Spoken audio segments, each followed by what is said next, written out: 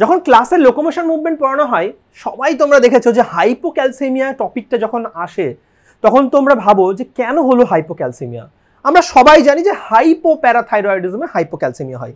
একটা ভিডিও দেখো এখন তোমার স্ক্রিনে চলছে, যেই ভিডিওটাতে যে কানের সামনে কাউকে ফেশিয়াল নার্ভের ওপর যখন ট্যাপ করা হচ্ছে তখন তার ফেশিয়াল মাসেলগুলো দেখতে পাচ্ছ যে একটা টুইচ করছে, এটাকে টুইচ বলা হয়, এটা ইরেগুলার একটা কন্ট্রাকশন টাইপ করছে।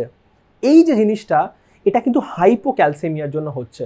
এখন বক্তব্য হচ্ছে এই সাইনটার সাথে সাথে যদি কারোর হাইপোক্যালসেমিয়া থাকে তার এবং তাকে যদি আমি এরকম কাফ মাসেল যেটা আমাদের হাতে যদি এরকম বিপি কাফটা যদি চেপে বাঁধি তাহলে কিন্তু দেখা যায় এরকম আর একটা সাইন দেখতে পাওয়া যায়। শুধু এটাই নয়, তার লক জ বা ট্রিসমাস হতে পারে, আরও অনেক কিছু সেন্সেশনের দেখা যায়, প্যারাস্থেশিয়াস হতে পারে। এই যে জিনিসটা, এই প্রত্যেকটা জিনিস কিন্তু ইন্ডিকেট করে যেই রোগটাকে, তার নাম হচ্ছে মাসল টিটানি। তো এই টিটানি জিনিসটা কি সেটা আজকে তোমাদেরকে এক্সপ্লেন করলাম। যেমন ধরো কার্পোপেডাল স্পাজম বললাম, এই প্রত্যেকটা জিনিস কিন্তু ইন্ডিকেট করছে যাকে, তার নাম হচ্ছে টিটানি। তাহলে নিশ্চয়ই আজ থেকে টিটানি নিয়ে তোমাদের আর কোনো কনফিউশন থাকবে না যে টিটানিতে এক্স্যাক্টলি কি হয়।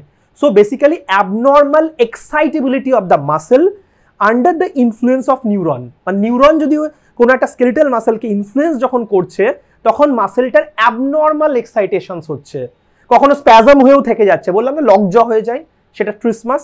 তাই সবাই মনে রাখবে টিটানিস সিমটমসটা কি হচ্ছে এক্স্যাক্টলি।